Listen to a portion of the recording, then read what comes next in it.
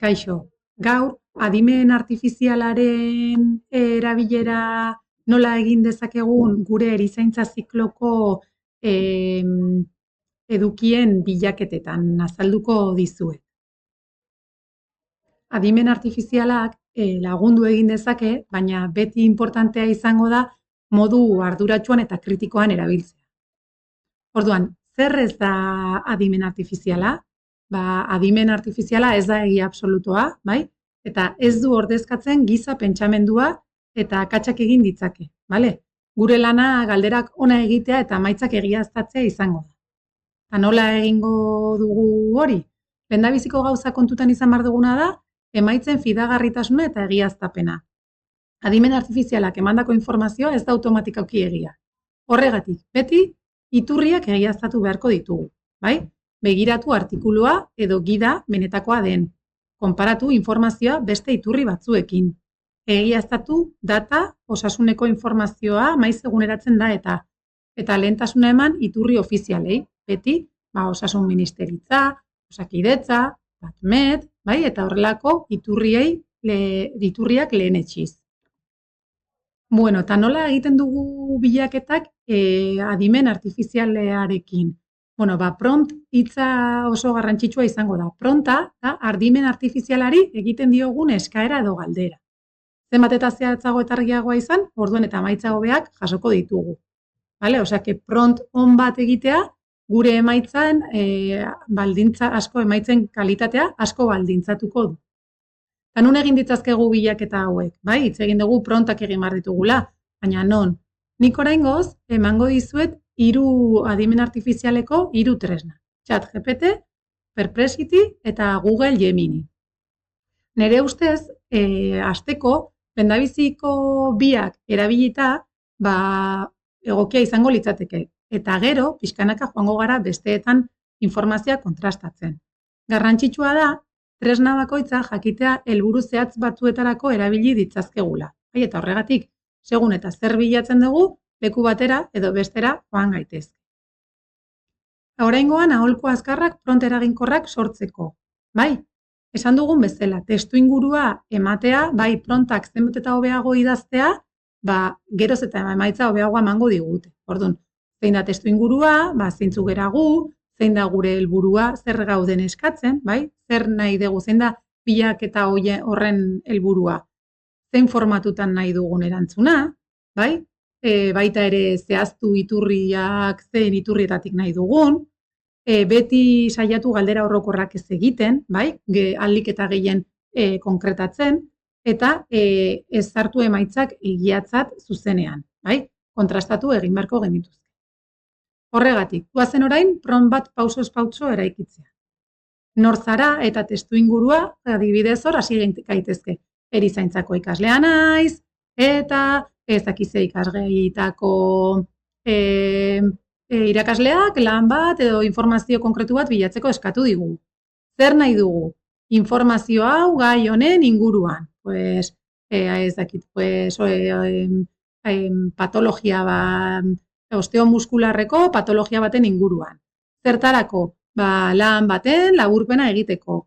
Edo pazienteei mugimenduen inguruan laguntza gida bat egiteko. Eta gero nola nahi dugu taula batean, edo azalpen labur batean, edo PPT batean, edo, bai? Eta gero, posible bada, zein iturrietatik nahi dezu informazio hori jasotzea. Osakidetzako azkeneko gidetatik, edo PubMed artikuluetatik, edo nahi duguna. Orduan, orain praktikatzeko, ChatGPT eta Perplexityko bi estekak eskuragarri izango dituzue. Eta, zer praktikatuko dugu orain? Prompt baten adibidea. Ikusten duzue nola garbitzen dira zauriak, agertzen zaiten informazioa oso inespezifikoa da. Instagram, zauriak mendian nola tratatu, bai, iturriak, bai, osatu berri, bai, euskadi.es, oso garrantzitsua da eskua garbitzea, eskuak ez dira zauriak. Orduan, berdina egingo dut, baina ChatGPTrekin, eta nola garbitzen diran zauriak eskatu beharrean, esango diot laburbildu, erizaintza osagarrienik ikasleentzako hizkera ulergarrian, zauri kirurgikoaren garbiketa protokoloaren urrats nagusiak. Oinarritu 2024ko Espainiako eta Euskadiko osasun protokoloetan, Osakidetza edo Ministerio de Sanidad, eta gehitu iturri ofizialen erreferentzia. Orduan ikusten dezue, bai, hemen bai agertzen zaitela, identifikatzeko eta identifikazioa eta egokitutako egoera prestatu, bai, lehendabizi pazientea identifikatu, bai, gero higiene pertsonala eta zuhaitza aseptikoa, garbitu eskuak, erabili teknika aseptikoa, bai, gero aurreko bia de entrada kentzea, zeuzkan bendajeak, irrigazioa, desbridamendua, antiseptiko eta aplikazioan, bai, protokoloaren arabera, hori, nola lehortu, bai, apositoa nola jarri, egia da euskeraz ere oraindik baditula akatsak, baina, bueno, ez da asko hobeto dijoa.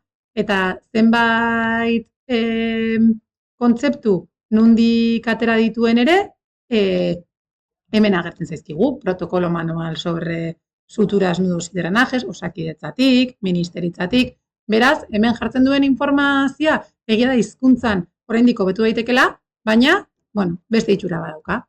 Eta berdina Perplexity-ri eskatuko bagenio, goazen ikustea, zer den azaltzen diguna. Bueno, hemen ikusten dugu, lehendabizi, gure pronta daukagula, gero zauri kirurgikoaren garbiketa protokolaren urrats nagusiak hemen ditugula, bai? Eta nire ustez, hemen bai, eskuen higienea, materiala prestatzea, zaurien azterketa, bai? Modu txukunean idatzita daukagu, esaten digu nondik atera dituen iturriak, bai? Eta, bueno, gero galdera batzuk egiten dizkigu baita ere. Zenbateraino ezagutzen duzu zauri kirurgikoaren garbiketa protokoloa? Bueno, hor ere, gure ezagutzen arabera, egiteko, aukerak ematen dizkigu, bale? Eta orain, zuek hasi zaitezkete lanean, nik orain presio ultzeren inguruko prebentzioari buruzko informazioa bilatzea nahiko nuke. Hemen ere, berdina egin dezakezue, presio ultzeren prebentzioa jarrita zer agertzen den azaldu, eta adibidez, beste pront bat izan daiteke erizaintzako ikaslea naiz, eta presio ultzeren prebentzioari buruz, laburpen praktiko bat behar dut lan baterako. Sortu taula batean, prebentzio neurri nagusiak Espainiako Osasun Ministerioan eta PubMedeko azken artikuluetan oinarrituta.